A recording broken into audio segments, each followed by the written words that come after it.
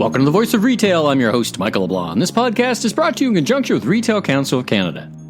From the streets of small-town Ontario to New York City, in this episode we meet Lauren Chan, founder and president of women's wear retailer Henning, a former fashion editor, Ford model, and now steward of a popular retail brand that is dialed in with a personal and professional connection. Lauren talks about building a collection of luxury plus-size staples without compromise on quality, craftsmanship, or design.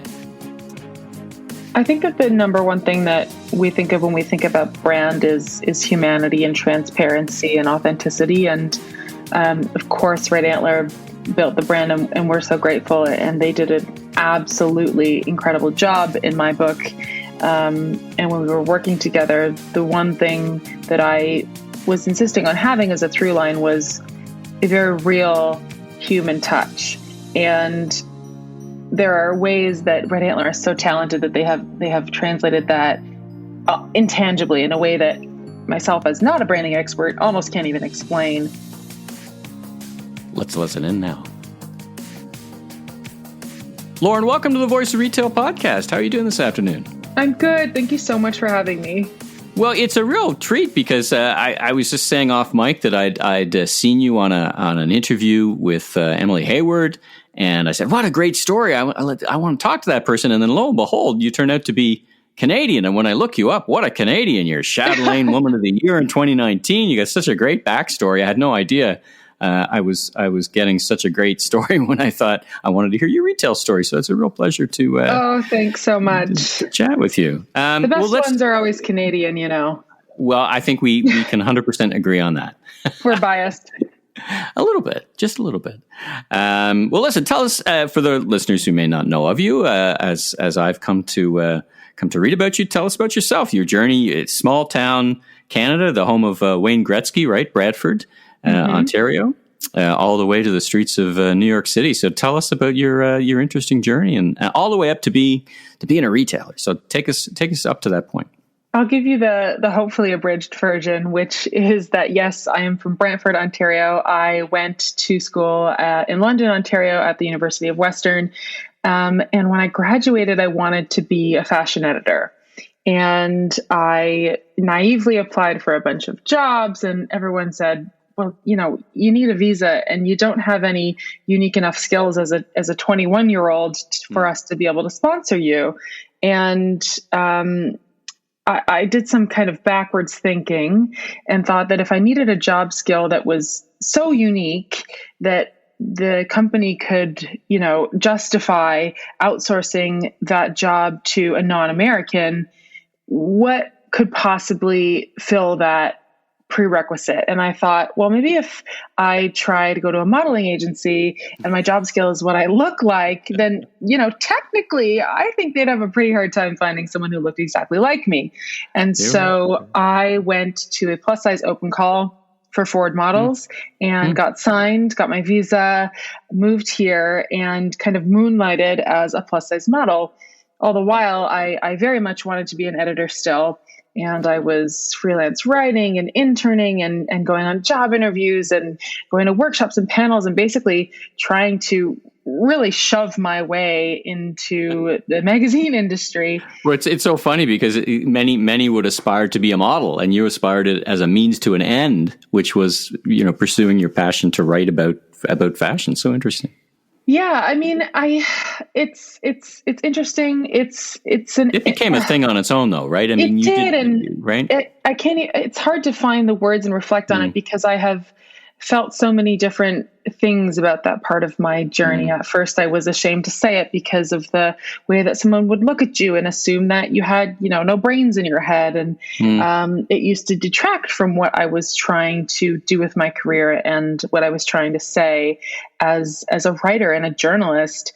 And then it kind of, to my next little chapter of my story, it ended up informing my written work so much that I then had a lot of respect for what I was doing and the other people who did it. And now it's kind of all meshed together in this company. But now I'm talking in not chronological tangents. So after I had gotten here and was, moonlighting and trying to become an editor, I did that for about 2 years and had gotten so many interviews that at first they would just say, "Oh, you need a visa. Okay, we'll walk you out." And then I kind of learned to leave that part out until the final interview. You have a visa, right? Right. What is this visa you speak of? No, actually, I could use one of those. Yeah, it's fine. And that didn't work either. And I was about to turn around and go home to Toronto. And that's when I got my first job offer with a visa from Condé Nast. And I ended up being the fashion features editor at Glamour for a few years. That's when I started writing about plus size fashion on a national scale. Glamour, I think at the time, was reaching 1 in 8 American women. And so it was a perfect outlet to bring that desire to be in the magazine high fashion industry with the experience that I had in the more catalog plus size industry together. And at the time, this was, almost 10 years ago, body positivity and plus size fashion weren't in the zeitgeist. It was still a ways off, right? Now it's so wonderful that it's kind of everywhere you turn. But at the time it was unique. And so that really allowed me to move really quickly. And so I was almost a brand new editor with a monthly print column, with a digital vertical dedicated to size. We designed 10 collections with a Glamour Lane Bryant clothing partnership through the advertising department at Glamour. I helped a few designers launch plus sizes. And it really felt like I had done, 2 decades of work in 5 years at the magazine. And so when the time came that I wasn't growing anymore and I kind of had said all I was going to say and I had a few promotions under my belt, I started thinking about what I wanted to do next. At the time I was 27 and I remember thinking, gosh, I have my dream job. I've done so much of my work bucket list. I've still got a ways to go. What the heck else am I going to do? And so that's when I decided to leave and start my own business, Henning, which is luxury plus size women's wear. We're made in New York by a team of plus size people. And we've been in business for about 2 years now. Well, it's so interesting because you bring, even in your writing, not even in your writing, but in your writing, I can see you bring the tradecraft of being a model. So actually having to wear and showcase in the best possible light the fashions at the same time, bring that to design. Now you bring that to retail. So let's talk a little bit about Henning. You've given us the kind of the top line. How do you go to market? Basically, 2 years old. So how do you sell and where do you sell? And just give us a kind of a nuts and bolts kind of understanding of Henning to start with, anyway. Sure. I think that the difficulty I think that the lack of plus size clothing offerings has so much to do with botched go-to-market strategies. And so we have seen, as a reporter, I have seen many brands launch plus sizes, not market it well, not launch it well. And of course, the sales reflect that, and then they shutter. What do you unpack that a little bit for me? When you say don't launch it well, what did you think was missing? What piece was absent? I think to fully understand the critiques of other brands that have botched plus size launches, we have to look at the teams that work on these projects, and we have to look at who fashion has historically employed. And that's why one of my pride points when I kind of give my 2-liner about Henning is made by a team of plus size people. As a plus size consumer, and remember, this is an emotional consumer. It's someone who's been excluded on purpose and marginalized due to their size. Yeah. We can tell when a non-plus size person has made a product because, say, the fit is off, the material's crappy, the cut's not flattering, the style's not cool. We can tell when the marketing is not done by plus size people because of the language. Often plus size copy is very trite and very old school and very rule based. I'm sure you can conjure up some examples in your own mind, like don't wear stripes or flatter your curves. The list goes on. And so it lacks that kind of authenticity that resonates or doesn't resonate and kind of rings the bell really loud for sure. And that is coupled with a customer who has always desired to be treated like everyone else and has never really received that from a brand. Of course, there are a few good examples, but by and large, the examples are not good. And so we really, really, really focused on transparency, to use your word, authenticity. I say humanity. The brand is very human and very personal. We focused on community building before we even launched product. So 6 months ahead of our product launch, we launched all of our social and email programs, as well as a private Facebook group, and had in-person focus groups in New York City. And the purpose of that was to get to know our customer before we spent money making product, but also to gain that trust, that two-way street of conversation before we were shilling product, before we were cheapening our conversations with, and buy this shirt, you know? 2 for 1 or whatever. Yeah. It's interesting. Build a community first, learn from them, but also build a community. So now our strategy is still largely social. We really do not spend a lot of money in blind advertising, even social advertising. Before COVID, we were largely, private showroom, appointment based as well. And I do a lot of marketing for the brand on my personal social channels. So there's some crossover there as well.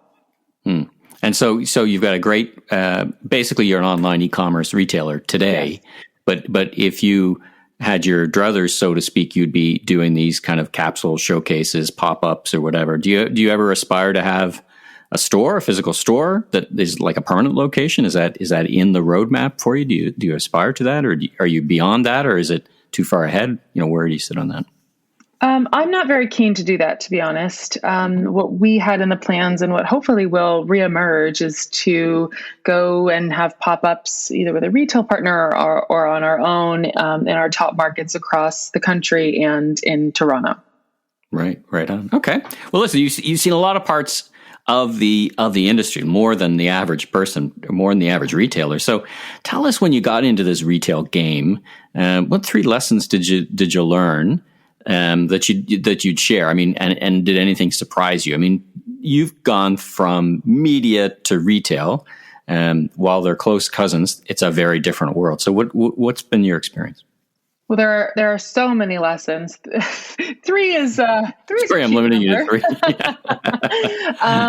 But I think that the biggest thing, to the latter part of your question, that surprised me based on my previous experience as both a model and an editor, was how I was surprised at how little press and social and great models and brand converts to sales. And I thought that there would be a clearer line between the two. And in fact, at least for us, there has not been. And if I look back on my experience, I guess it shouldn't have surprised me so much. But for example, at the magazine, the editorial team sat on one floor and the advertising team sat on another.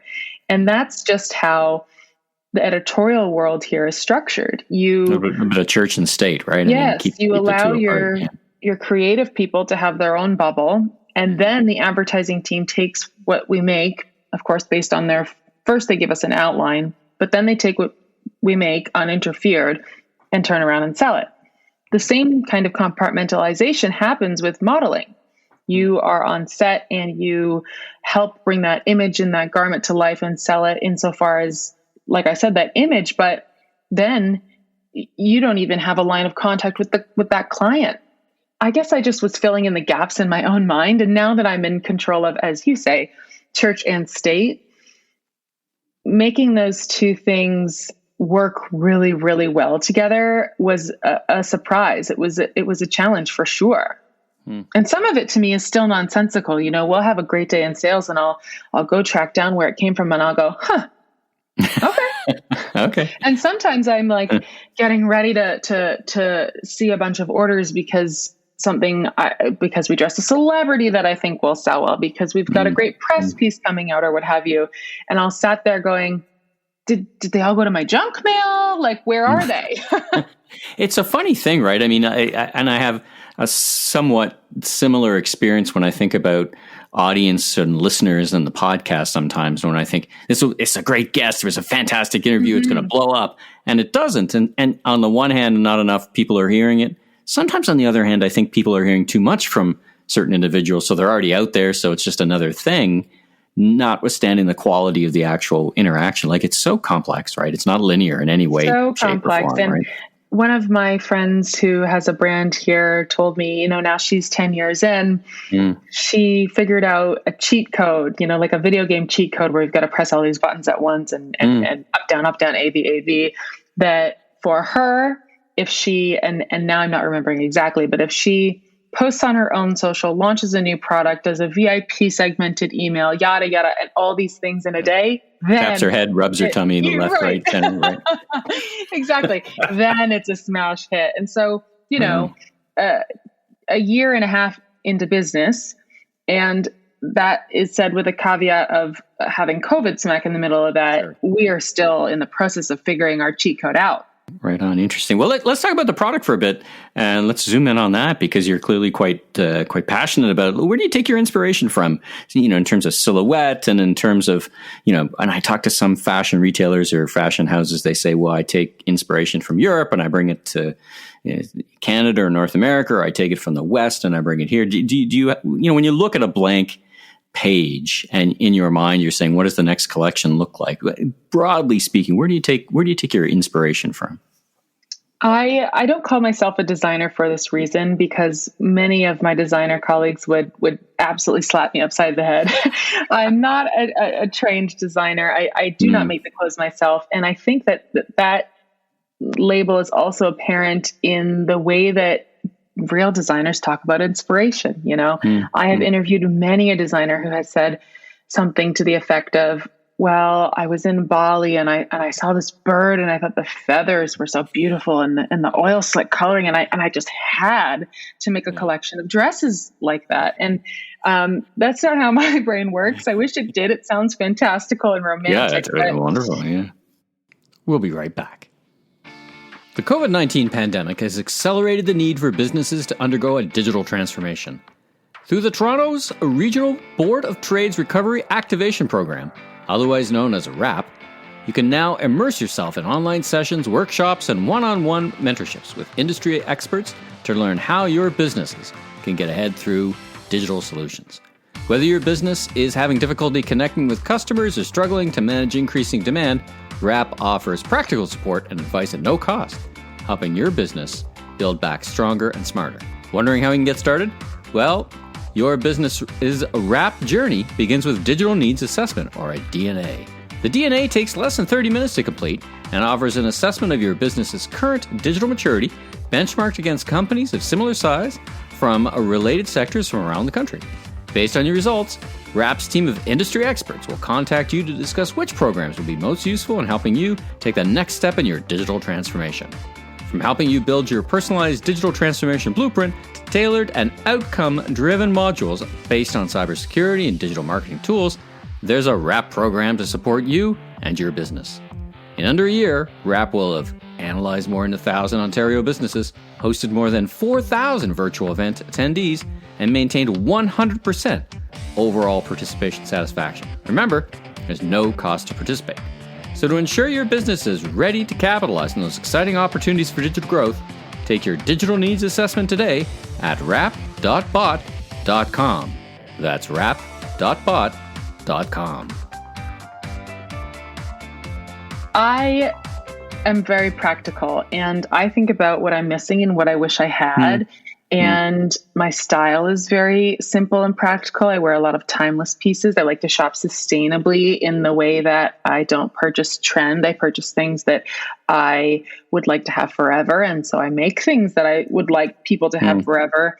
And I think that perhaps is a little bit informed by my being a plus size consumer, and by way of what I have been offered in the past, how much my brain subconsciously or by itself dreams about fashion.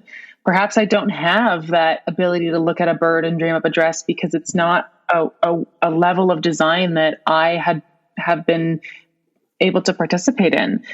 it also could be that because we're just missing things like classic suits and coats, that's like the first step and the most necessary thing. And then therefore, like I said, the most practical thing to make. I will say that a lot of our design inspiration, as you called out silhouettes, the silhouettes are borrowed from menswear. And that's because a lot of plus size suiting is bizarre colors and thin material and has a weird ruche in the elbow for no reason, or the lapels are super skinny and the hems are rounded. And I have always worn vintage designer menswear because I like the strong shoulder. I like the double vent. I like the extra fusible behind the material that keeps its shape nice and sharp. I like the functional cuffs, all these things that plus size women in suiting are not always offered. And so I will say that our inspiration does tilt towards menswear. You know, it sounds to me like you, with that old saying, you can't always articulate the silhouette or the design or the fashion the way you describe, you know, seeing a bird in Bali, but you know it when you see it. Is that a fair statement? Like when something's presented to you, you have that sense of that's going to work. That's what I'm looking for. So is that fair?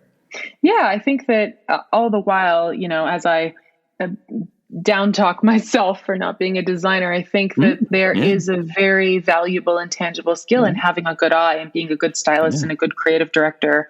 Well, even in the way you're describing, you know, some pretty clear points of the fabric. It's clear you've got that I know it when I see it kind of inspiration, but at the same time, there's people who their lives are part of that, right? They just thrive on that kind of stuff. Let's talk about how I was looking through your website and when you brief your photographers, how do you brief them about the best way to showcase? To me, it looked like it had a very specific attitude, I could say, and how you stylized and how the models looked. Is when you're briefing your photographers, what do you say? What do you want out of them? What do you want out? What brings the best out of your product? Well, I think that for Henning with our imagery, it's very important for me to show plus size women in a very refined, elevated, chic, high fashion light. And we as plus size models and people and consumers are very often not seen that way. In fact, I can't think of another brand who has imagery like ours. And if you think about plus size clothing brands, I'm sure we can all conjure the image of the plus size ideal, which is, you know, brightly lit with rosy cheeks and a pink lip and some soft waves and a big smile, you know, and then the patterned muumuu on. Yeah. And for I'm seeing less of that on your site. That's yes, sure. I love your site, by the way. Thank you. I love your we're site. the I love it. antithesis to that because if all plus size brands show that kind of imagery, then really what we're telling plus size women is there's one way to be acceptably plus size. You know, you've got to be bright eyed and bushy tailed with rosy cheeks and, you know, very palatable and commercial and typical. And so all the while in high fashion, what's in at the moment is less makeup, less cheer, a little bit more refinement. It's a quieter kind of beauty and styling as well. And so it's really important to us to show plus size women in different ways and show our consumers that they can exist in more than one way and that they can be the kind of person who is more quietly comfortable with themselves and just kind of appears as they are. And so to answer your question, the direction that we give our photographer is natural light. Our hair and makeup gets a natural hair and makeup inspiration. The models are encouraged to do what they need to do to feel powerful. And I was going to say confident. The word that came to my mind is very confident. Like when I look at many of the shots, I'm looking, your models are looking right into the camera, very confident, very assured, and all those great things. Well, thanks. That's a nice compliment. I think so too. And I adore all the women that we shoot. So let's talk about brand. So I as I said, I came to know about you through Emily Hayward, who's a brand god or guru. She's got a great book, Obsessed. How do you think about brand? Like what in your mind? You've already articulated a bunch of them: the great community, the online community, the connection to your customers. Is that in your mind what will help create sustainable brand advantage or a sustainable brand to begin with in Henning? I think that the number one thing that we think of when we think about brand is humanity and transparency and authenticity. And of course, Red Antler built the brand, and we're so grateful. And they did an absolutely incredible job in my book. And when we were working together, the one thing that I was insisting on having as a through line was a very real human touch. And there are ways that Red Antler is so talented that they have translated that intangibly in a way that myself, as not a branding expert, almost can't even explain. But the way that my team has carried it on and made sure to honor Red Antler's work was to be as transparent as possible. And so over the past year, that has served us very well. You know, we have had honest chats and newsletters and emails and open forums with our customers about COVID, about the movement for Black lives, about sustainability, about shipping delays, about manufacturing challenges, about what we're going to make going forward. And the list goes on. And I think that many brands, because the way the brands were built didn't allow for that humanity and that almost kind of admission of imperfection, that they couldn't then have a conversation about how COVID was affecting the business and what grace they needed from their consumers, and how those consumers could, instead of shopping that month, go learn about Black history and donate to Black movements. And those were the two things that were most important for us to be talking about when it came to brand last year. Last question for you. As you think about the consumer, in the COVID era, how are you thinking about post-COVID, post-vaccine shopper? How do you think she's going to change, if at all, how that she approaches buying or shopping? And any insights in that from all this great feedback and communication loop that you've put in? Any sense of that? I think that she's definitely going to want less formal wear. And so right now we're working on some knitwear and some workwear or work from home wear, I should say, with more elastane in it. I think that she's still going to be shopping. We've still been selling really well. And in fact, our best month last year was last April. So a month into the pandemic. And I think that all the things that, like I was saying, Red Antler and I built into the brand, like customer education on sustainability and better materials and having things made locally, will serve us, because the one big thing I think will change is that customers will care much more about who makes their product and where it comes from and where it goes if it doesn't sell, and how it's going to last over years and years, et cetera, et cetera. So I'm very grateful that we had the sense to build that into the brand from day one and into the customer communication from day one.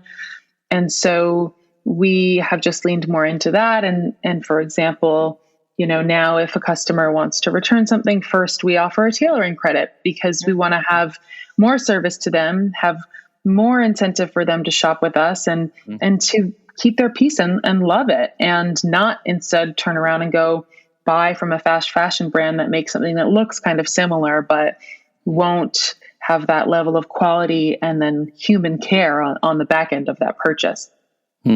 So more conscious consumerism sounds like what you're thinking about, like shopping with a purpose, not exactly with a purpose, more thoughtful about it. Interesting. All right, what's next? It's a funny question to ask you, because you're a year and a half in, and they started the business in the COVID era. I mean, what's next? But we've talked about you're going to go back to doing pop-ups and in person. But as you think about the brand, what's next? Well, we're going to start loungewear this year for the first time, which was not in the initial plan, as we started with, suiting and outerwear. Right. So that's on the product front. On the manufacturing front, we're changing the business to an on-demand manufacturing model. So in lieu of producing collections and selling it to buyers and making those orders, or producing an entire collection for our site and just selling against that inventory, orders will now be made 72 hours made and shipped, I should say, within 72 hours of a single customer order. So that's a move to turn fast fashion on its head and increase sustainability, improve our cash flow, get more agile with product market fit, and support local makers. And other than that, just staying with our ears to the ground on what will happen with COVID and retail and getting back out there in terms of physical shopping, because that was something we were really, really excited about before this all hit. And so I do think will still happen, but right now focused on new product for this era and a better manufacturing model.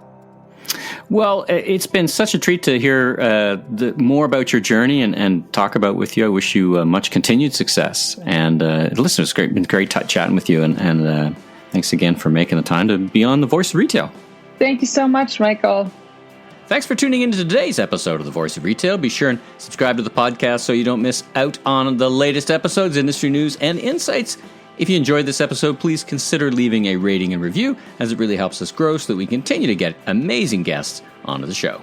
I'm your host, Michael LeBlanc, president of LeBlanc Company Inc. And if you're looking for more content or want to chat, follow me on LinkedIn. Visit my website at meleblanc.co. Until next time, stay safe and have a great week.